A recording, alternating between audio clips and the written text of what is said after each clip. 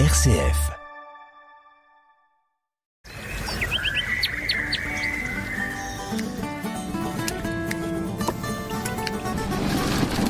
Vous écoutez la viticulture en question, l'émission qui vous plonge au cœur de la vigne. Présentée par Hubert Cartel. Chaque semaine, cultivons ensemble l'avenir de nos terroirs. Bonjour à tous, bienvenue dans notre émission Parlons agriculture ou viticulture, ou plus exactement, la viticulture en question. Et pour répondre à des questions sur la viticulture, j'accueille Bertrand Trépeau. Bonjour Bertrand. Bonjour Hubert, bonjour à toutes et à tous. Alors Bertrand, il y a quand même des choses qui se passent sur le monde du champagne actuellement.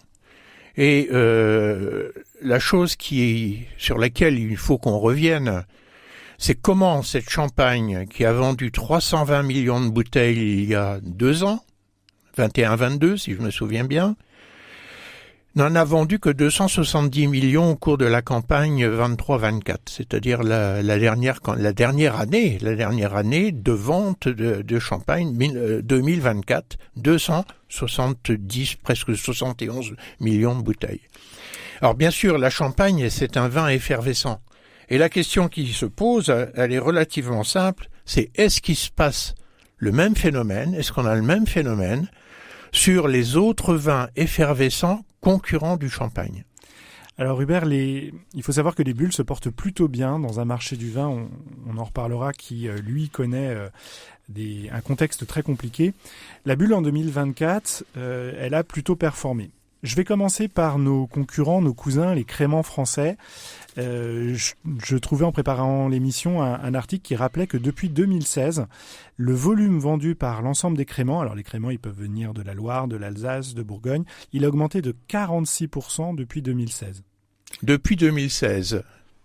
Ah oui, c'est quand même une augmentation beaucoup plus importante que celle qu'on a connue sur le champagne. Nous, en Champagne, globalement, on a tourné autour de 300 millions de bouteilles avec des montées jusqu'à 320, des diminutions un peu en dessous jusqu'à 270 cette année.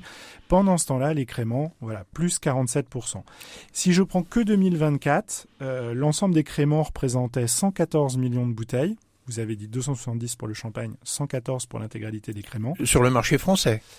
Le crément est principalement vendu en France, mais là, je tiens même compte des bouteilles qui partent à l'étranger. C'est la production globale de crément. Et les ventes de crément, que ce soit en France ou à l'export, elles ont progressé de 5,9% en 2024. En 24 par rapport à 23. Voilà. Donc ça, c'est nos cousins, sont les créments. Et puis, je voudrais ajouter les deux énormes zones de production de vins effervescents. Quand on parle des cousins, c'est des cousins français, on est bien d'accord. On a des cousins européens. Alors, et je vais vous parler du Prosecco et du Cava. Je vais commencer par les Espagnols avec le Cava qui est produit dans la région de Barcelone, dans le Penedès. Les chiffres pour le Cava, c'est 149 millions de bouteilles vendues en 2024 et une baisse de 12,3%. Alors vous pourriez penser que le Cava a connu des difficultés commerciales pour écouler ses produits. C'est pas tant le problème du Cava, c'est plutôt des difficultés de production. Je vous parlais de Barcelone, vous vous doutez bien que c'est un endroit où on aime bien partir en vacances parce qu'il fait beau, il fait chaud. Il a fait trop chaud à Barcelone ces dernières années et donc il y a un déficit de production à cause de sécheresses pendant l'été qui n'ont pas permis de produire les quantités de raisins escomptées. Donc cette baisse de 12,3%, elle est plutôt subie que voulue. Elle est subie à cause de rendements en baisse. Mais que nos auditeurs comprennent bien, le Cava, le cycle de production-vente du Cava, c'est un cycle qui dure combien de temps? À peu près comme le champagne, le Cava est un effervescent qui est produit avec une deuxième fermentation en bouteille. Donc les bouteilles, elles doivent vieillir en cave. C'est un peu moins long qu'un champagne, on va être à un peu moins de 2 ans de vieillissement. Mais quand on va faire une vendange, il y a un assemblage et on vendra ces vins 2 ans plus tard à peu près. Donc ce qui est vendu en 2024, c'est la production des vignes de 2022, exactement, schématiquement. C'est ça. Et donc, eux se posent plutôt des questions pour systématiser l'irrigation, pour retrouver des moyens de production suffisants. Et puis le troisième larron, si je puis dire, c'est le Prosecco, le grand effervescent italien. Il y a plusieurs effervescents en Italie, mais celui-là, en termes de volume, il écrase tout, puisqu'en 2024, ce sont 660 millions de bouteilles qui ont été vendues. 660 millions de bouteilles, à comparer avec nos 270 millions de bouteilles. Exactement. Et avec une progression en 2024 qui était encore de 7%. Donc des chiffres, vous voyez, une bulle qui se porte plutôt bien, des créments en hausse, un Prosecco qui caracole en tête, un cava qui est pénalisé par de la sécheresse et donc un manque de raisin, et puis au milieu, une champagne qui a connu une petite baisse, mais là plutôt pour des raisons commerciales. Alors, est-ce qu'on est capable de déterminer en quoi le champagne qui n'a pas été vendu a été remplacé par du Prosecco ou du cava ? Ou est-ce que c'est simplement une baisse des ventes qui s'explique par une baisse du pouvoir d'achat, où les gens ayant moins de moyens ont choisi de moins en acheter, tout simplement? Il y a un phénomène de substitution, vous avez raison, parce que tout ça s'inscrit dans un contexte où la consommation de vin, quel qu'il soit, effervescent, rouge, blanc, etc., ne progresse pas, elle se contracte.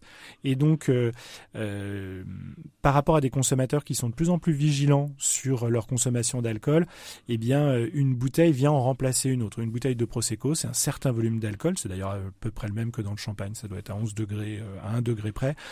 Ça fait un volume de moins d'alcool qui sera pris par un autre effervescent. Oui, mais le consommateur, il va pas chercher automatiquement de l'alcool. S'il veut de l'alcool, il va prendre un alcool fort. Quand il fait un choix entre le Prosecco et le champagne, il recherche un produit frais, effervescent, dans lequel on peut l'associer à la consommation à la fête quand même. On reste sur une logique d'association de ces consommations-là à des événements. Vous avez raison, c'est des moments qui sont proches, c'est plutôt lié à la fête. Et ensuite, il y a cette logique de pouvoir d'achat, de se dire le champagne a connu 2 années d'augmentation de prix assez importante. Le Prosecco a lui aussi amélioré sa valeur, mais pas dans les mêmes proportions. Du coup, il y a des arbitrages, on en discutera, mais cette pression liée à l'inflation, au pouvoir d'achat des habitants de ces marchés, du coût de l'énergie a fait que des bouteilles de champagne ont été remplacées par des bouteilles d'autres effervescents. Alors quand même, quand on examine les chiffres, on s'aperçoit que le marché export, qui est celui sur lequel portent tous les espoirs de la Champagne, a baissé un peu plus que le marché français. Oui, c'est un marché. Le premier marché à l'export du champagne, sont les États-Unis. Ça a été une année compliquée sur le marché américain. On a globalement une logique qui n'est pas remise en cause par les instances, qui est toujours de dire l'export, c'est le moteur moyen-long terme de la Champagne. Mais en 2024, ce moteur a été en panne.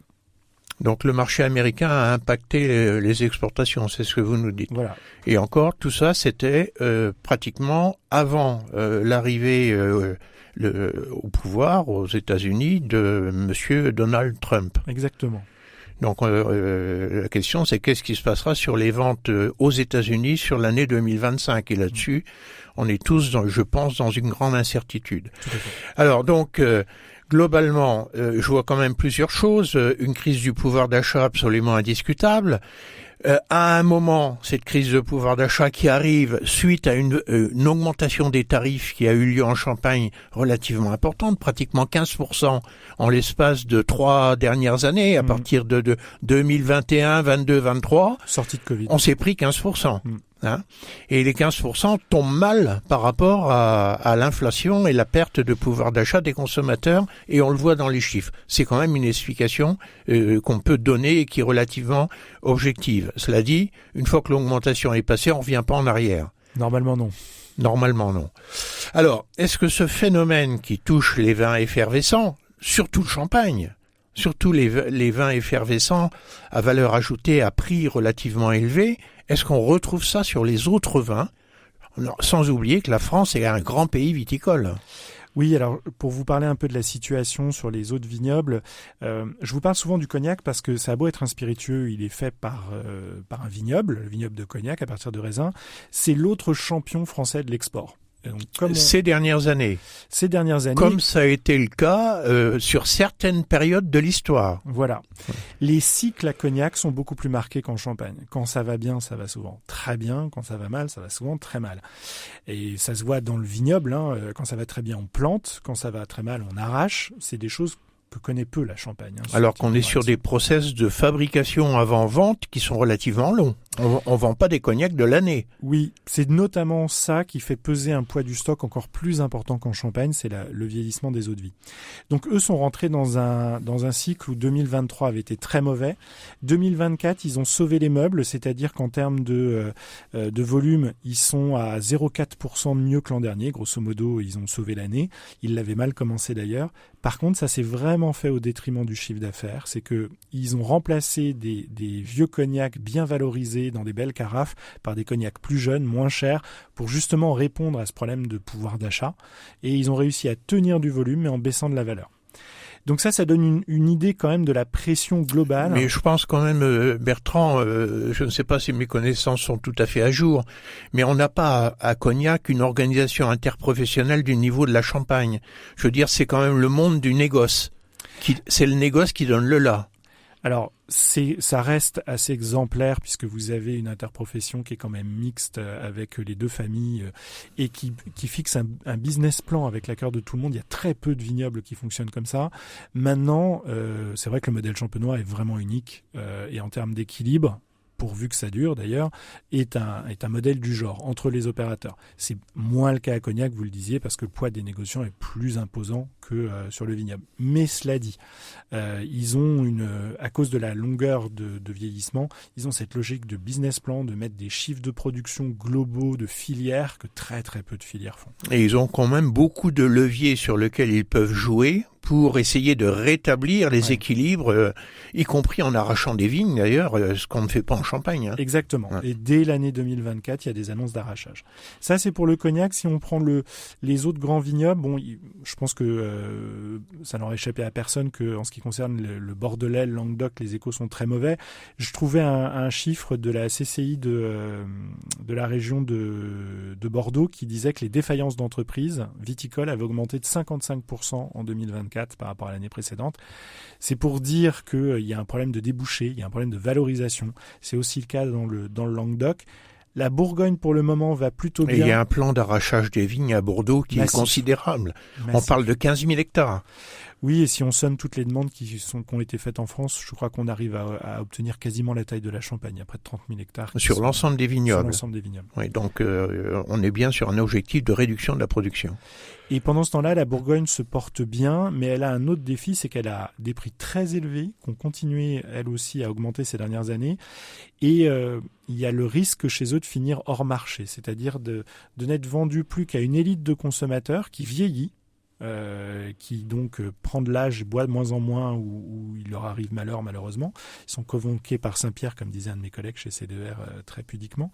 Et puis, ils ne recrutent pas de jeunes. Donc ça reste un défi plutôt moyen terme pour la Bourgogne qui est de se dire, est-ce qu'ils auront toujours un marché demain pour leur vin exceptionnel, très bien vendu. Oui, marché de niche la plupart du temps, mais à l'international. Donc voilà un tour d'horizon qui est, je pense, assez intéressant. Bon, c'est pas tout à fait rassurant pour la Champagne, parce que objectivement, la Champagne a fait moins bien que les autres effervescents. C'est ça qu'il faut prendre comme constat. On aura l'occasion sans doute de reparler de tout ça dans une prochaine émission. Et pour l'instant, merci beaucoup Bertrand. À très bientôt sur RCF. Merci à vous.